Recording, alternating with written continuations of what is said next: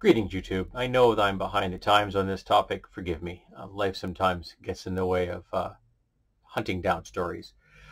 Scott Adams is a racist. He's the guy that created Dilbert. And there was a time in my life when I liked Dilbert. Seriously, I liked Dilbert. But I parted ways with Dilbert a long time ago when I realized how deeply misogynistic he was and how patronizing he was to many of the characters in his cartoon, his little humor thing. And then he began to speak in public. That was a mistake on Adams' part. He should have kept silent, had all of us just assumed that he was a decent human being, and maybe they would have continued to consume his product. But he couldn't do that. And over time, he showed us he's a deeply misogynistic person, into like rape apologies. He's racist and probably transphobic and homophobic as well. I don't want to go look into the details on that. This right here is disturbing enough. So I'm going to read something. Now I want you to understand that this is from the mouth of Scott Adams. This is not my words. These are his. If you don't like racist speech, stop watching now. If nearly half of all blacks are not okay with white people, according to this poll, not according to me, according to this poll, that's a hate group. I don't mind and I don't want to have anything to do with them. And I would say, based on the current way things are going, the best advice I will give to white people is to get the hell away from black people. Just get the fuck away. Wherever you have to go, just get away, because there's no fixing this. This can't be fixed. So I don't think it makes any sense as a white citizen of America to try to help black citizens anymore. Adams huffed. It doesn't make sense. There's no longer a rational impulse. So I'm going to back off and being helpful to Black America. That doesn't seem to like it pays off. The only outcome is I get called a racist. That's the only outcome. It makes no sense to help Black Americans if you're white. It's over. Don't even think it's worth trying. So the reason he's all upset about this is that there was a poll that said that like half of black people don't trust white folks. They're not real fond of what white America has done over the last, say, 400 years to black people on this continent. And if you have any kind of understanding of history and the context from their position is coming from, it is very easy to understand why they should, for example, mistrust white people. Because white people have been screwing them over on this continent for 400 years.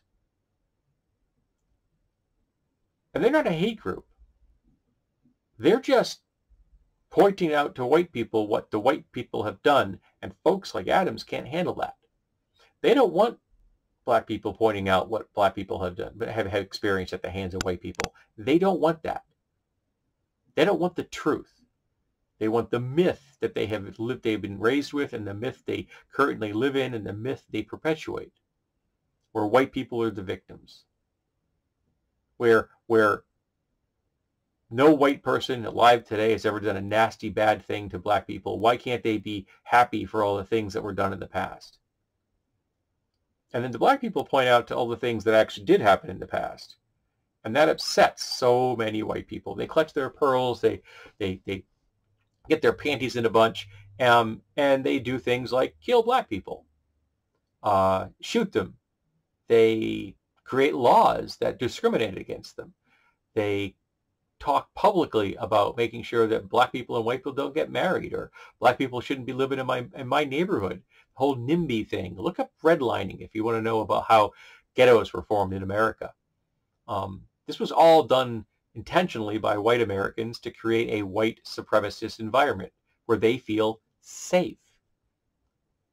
But they're feeling safe from the anger of black people that they created. The black people in America didn't become angry for no reason. They didn't become upset for nothing.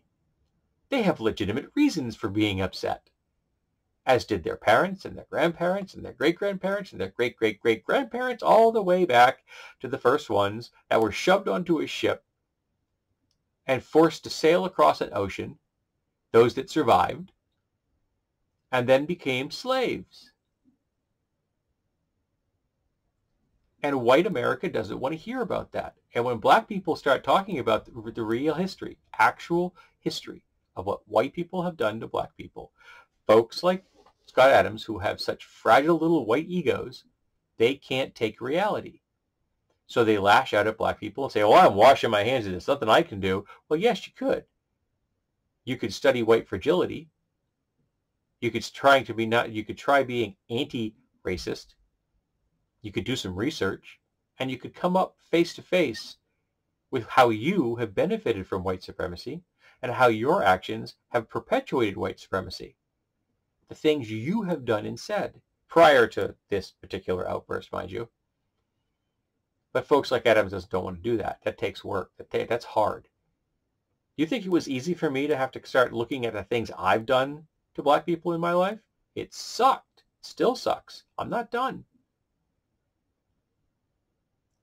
I may never be done.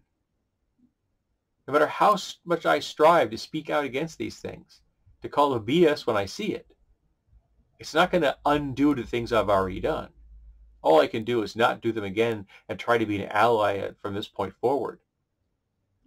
And washing my hands and saying, well, I can't work with these black people is not going to help, because it's bull, which is what Scott Adams is, full of bull, head to toe.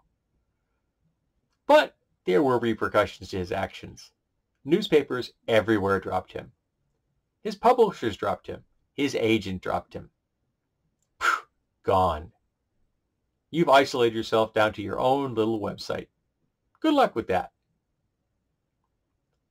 My wife was doing some reorganizing recently and found some pencils that had Dilbert on them. I bought them years ago because at the time I was a Dilbert fan. And she left a note on them for me. She said, donate or toss. When I picked them up and I threw them into the garbage. I don't want anyone to have those pencils. They're gone. Which is where Scott Adams is now. Gone. And he wasn't canceled by anybody else, really. He did it himself.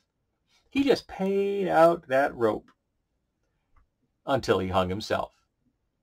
And for a racist, that's kind of ironic.